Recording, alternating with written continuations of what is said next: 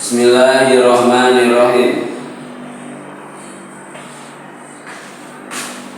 Masih bagian ketiga tentang makna kandungan kalimah la ilaha illallah. La ilaha illallah merupakan asasul inqilab, titik tolak perubahan. Ketika orang meyakini bahwa la ilaha illallah itu kebenaran yang datang dari Allah, maka sikapnya akan berubah ke arah yang lebih baik.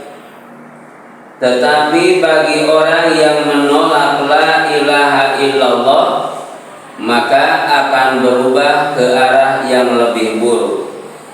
Yang tadinya mencintai Rasul bisa malah berbalik membenci Rasul.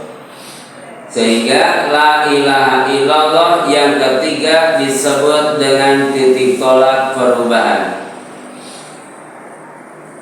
Dalam surah 37 ayat 35 sampai ayat 37. Ayat ini menjelaskan sebagian manusia ketika menerima ayat Allah, sebagian manusia ketika menerima dakwah kalimat tauhid la ilaha illallah.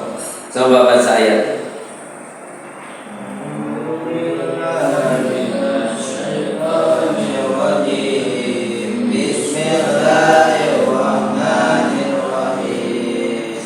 Innahum kanu idza qila lahum la ilaha illallah yastakbirun. Innahum kanu idza qila lahum la ilaha illallah yastakbirun. Sungguh dahulu apabila dikatakan kepada mereka la ilaha illallah, tiada Tuhan selain Allah, yang berhak disembah selain Allah, mereka malah menyombongkan diri. Jadi di ayat ini Allah menjelaskan sebagian manusia ketika didakwahi oleh Rasul untuk mengamalkan la ilaha illallah, maka mereka menjadi orang yang sombong. Mereka menjadi orang yang angkuh. Bukti kesombongannya ayat 36-nya, wa yaquluna inna latariku alihatina lisairim majnun. Mereka berkata, apakah kami harus meninggalkan sesembahan kami karena seorang penyair gila? Jadi menganggap Rasul yang mendakwakan la ilaha illallah itu seorang tukang syair yang gila. Itulah kesombongan mereka. Padahal Rasul yang datang kepada mereka mendakwakan kalimat la ilaha illallah itu tidak pernah mendatangkan kebohongan. Bal jaa bil haqqi wa saddaqal mursalun. Rasul yang datang itu membawa kebenaran dan membenarkan Rasul yang ada sebelumnya. Jadi manusia itu kadang ketika diajak untuk mendakwahkan kalimat la ilaha illallah, kadang manusia itu ketika diajak untuk mengamalkan la ilaha illallah, mereka menjadi orang yang sombong. Jadi punya perasaan la ilaha illallahnya sudah bisa menjadi jaminan keselamatan untuknya nanti di mana? Di akhirat. Padahal dalam sejarah kita bisa paham, seperti dalam surah Yunus, dalam surah 10, surah 10 ayat 90. Dalam surah Yunus surah 10 ayat 90, di sana Allah Subhanahu wa taala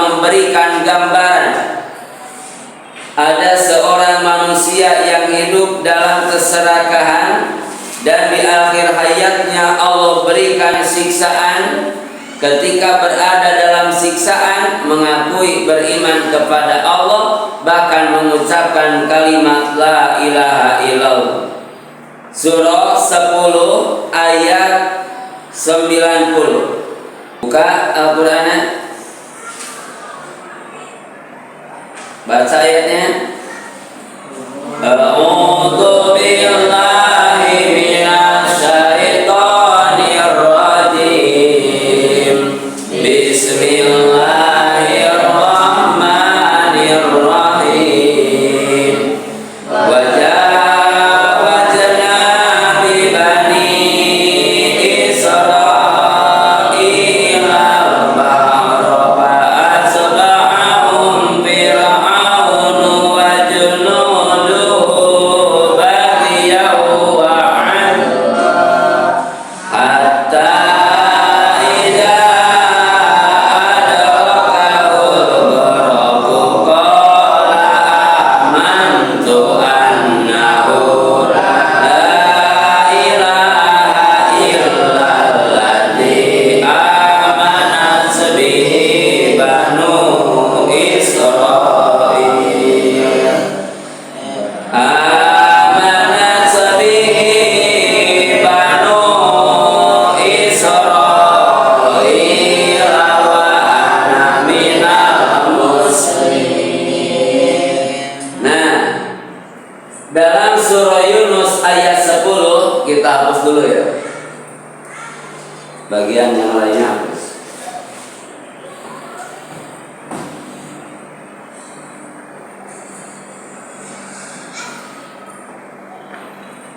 Dalam surah Yunus surah 10 ayat ke 90. Bunyi ayat wajawazna bi bani Israila al-bahra. Wajawazna, di ayat ini Allah mengkisahkan kaum Nabi Musa, Bani Israel. Dan kami selamatkan, kata Allah, Bani Israel bisa melintas lautan. Kapan Bani Israel diselamatkan oleh Allah melintas lautan? Ketika Bani Israel mendapat kejaran dari Fir'aun. Jadi Nabi Musa beserta Bani Israel, orang yang beriman, dikejar oleh Fir'aun dengan tujuan baghyan wa 'adwa. Mereka akan disiksa, mereka akan dibunuh. Tetapi ketika Bani Israel sampai pada lautan, Allah berikan pertolongan, yaitu dengan mukjizat yang diberikan kepada Nabi Musa. Lautan bisa dibelah oleh Nabi Musa melalui mukjizat, yaitu apa? Tongkatnya. Ketika lautan terbelah, maka Bani Israel yang dipimpin oleh Nabi Musa masuk menyelamatkan diri melalui jalanan yang terbuka dari lautan. Fa'asba'ahu fir'aunu wa junuduhu baghyan wa 'adwa. Ketika Nabi Musa berlari ke tengah lautan dengan orang yang beriman, maka diikuti Nabi Musa oleh Fir'aun dan bala tentaranya. Tetapi ternyata ketika Nabi Musa dan Bani Israel sampai kepada pantai, sudah selamat keluar dari lautan, maka Allah jadikan lautan yang terbelah bersatu kembali. Akhirnya Fir'aun dan bala tentaranya berada di dalam lautan, tenggelam. Di waktu Fir'aun tenggelam, hatta idza adrakahul gharqu, sehingga ketika Fir'aun mendekati kepada tenggelam, susah untuk bernapas, maka ucapan Fir'aun di tengah lautan saat tenggelam, qala amantu la ilaha illallazi amanat bihi banu Israil. Maka Fir'aun mengucapkan kalimat la ilaha illallazi amanat bihi banu Israil.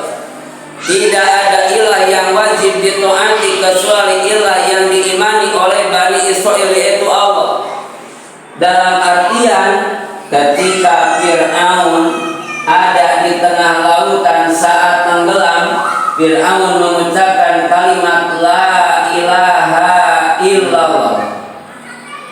Di akhir hayatnya Fir'aun mengucapkan kalimat la ilaha illallah, tetapi ucapan la ilaha illallah Fir'aun di akhir hayat ternyata tidak bisa menjamin keselamatan bagi Fir'aun. Maka cerminan dari ayat ini berarti kita harus bisa mengamalkan la ilaha illallah di dalam kehidupan. Kenapa? Karena ketika mengucapkan kalimat la ilaha illallah dan Allah telah memperlihatkan bukti kuasanya, kita mengucapkan la ilaha illallah takut dengan azab Allah, ingin selamat dari azab yang Allah turunkan, itu semua tidak bisa menjamin keselamatan bagi kita dari dunia sampai mana? Sampai akhirat. Jadi orang yang sombong itu orang yang menolak la ilaha illallah. Kita sehari-hari menjadikan la ilaha illallah sebagai zikir, maka jadikan la ilaha illallah sebagai perubahan yang mana perubahan tersebut ke arah yang lebih baik. Supaya apa? Nanti pada hari kiamat kita benar-benar termasuk golongan yang selamat. Surah 85 ayat 6 sampai ayat 10. Di sini Allah Subhanahu wa taala menjelaskan kebencian-kebencian dari orang kafir Quraisy yang diterima oleh Rasul beserta para sahabatnya. Yang tadinya mereka saudara, ternyata terpisah dengan kalimat tauhid la ilaha illallah. Maka terjadilah permusuhan. Bahkan mereka mengancam akan membunuh orang yang mengikrarkan kalimat la ilaha illallah. Rasul pun yang tadinya disayang jadi dibenci.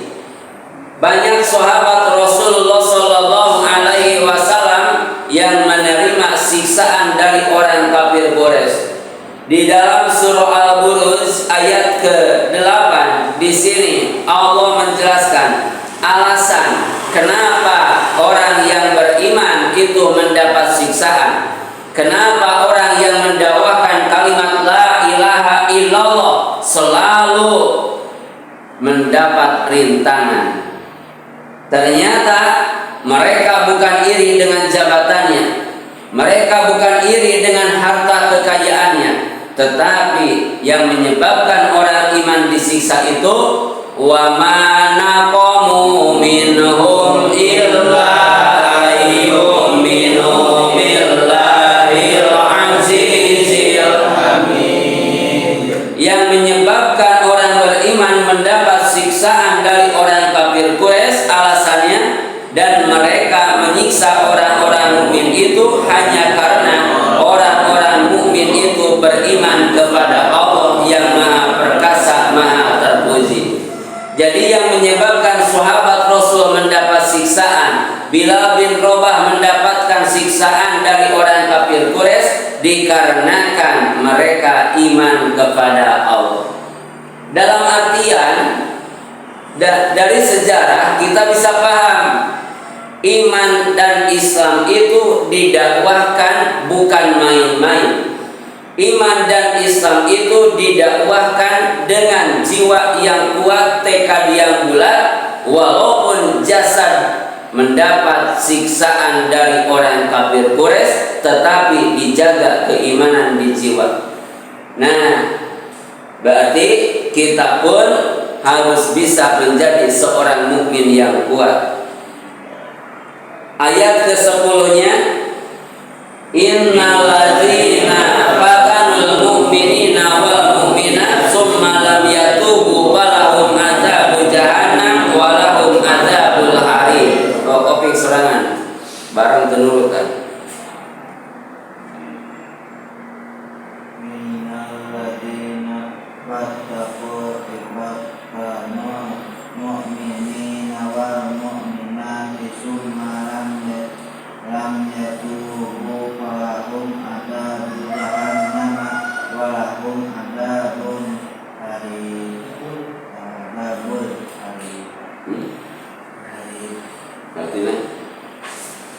Sungguh orang-orang yang mendapatkan cobaan bencana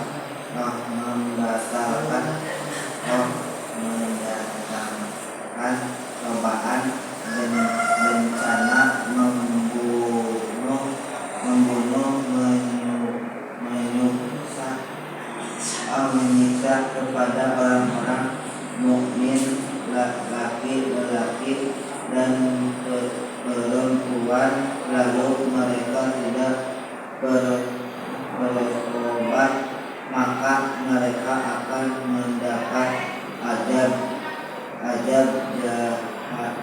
jahanam dan mereka neraka, dan mereka akan mendapat azab neraka yang membakar. Selamat maca. Innal ladzina fatanul mu'minina wal mu'minat tsumma lam yatubu falahum adzabul jahannam wa lahum adzabul harim. Di ayat itu Allah menjelaskan sesungguhnya orang-orang yang fatanul mu'minin, membuat fitnah, mendatangkan cobaan, mendatangkan ujian, mendatangkan siksaan kepada orang yang beriman, mendatangkan fitnah kepada orang yang beriman, mendatangkan bencana, bahkan membunuh dan menyiksa orang yang beriman, maka Allah berjanji falahum adzabul jahannam, orang tersebut akan mendapatkan siksa jahanam, walahum adzabul harim, dan Allah menyediakan siksa neraka yang membakar. Berarti orang yang beriman, yang membela keimanannya, yang membela la ilaha illallahnya, kalau dalam surah Yasin seperti sosok Habib An-Najjar, dia itu disiksa, dilempar dengan batu sehingga keluar darah dari sekujur tubuhnya. Tetapi di akhir hayat, sebelum ruh keluar dari jasadnya, datang malaikat Jibril yang mengatakan qila dkhulil jannah. Kata Jibril kepada Habib An-Najjar, masuklah engkau ke surga. Sehingga Habib An-Najjar yang kelihatannya badannya semuanya kesakitan dikarenakan lemparan batu, lemparan panah, senjata tajam yang kena ke badannya, tetapi hakikatnya dia merasakan kenikmatan. Kenapa?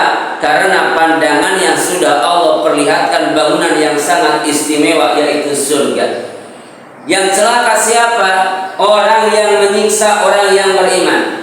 Ketika ada orang beriman disiksa, ketika ada orang yang beriman dibunuh, ketika ada orang yang menegakkan la ilaha illallah dicaci, dibenci, maka Allah yang akan bertindak. Allah yang akan memerangi orang yang membenci, orang yang mendakwakan kalimat la ilaha illallah. Jadi itu yang disebut dengan asasul inqilab. Ketika seseorang mendakwakan kalimat la ilaha illallah, ketika seseorang mendakwahkan dan mengajak manusia untuk kembali kepada tauhid, maka bakal banyak orang yang membencinya. Tetapi walaupun dibenci, kalau karena la ilaha illallah tidak apa, junjung tinggi kalimat la ilaha illallah. Inilah yang disebut dengan akidah yang harus kita pertahankan. Walaupun nyawa taruhannya, maka tetap la ilaha illallah harus kita bawa sampai akhir hayat. Kenapa? sakit di dunia ada berhentinya, sakit di dunia ada ujungnya, tetapi ketika sakit di akhirat tidak ada akhirnya. Celaka ketika masuk barjah, susah ketika ada di barjah, akan terus selamanya susah.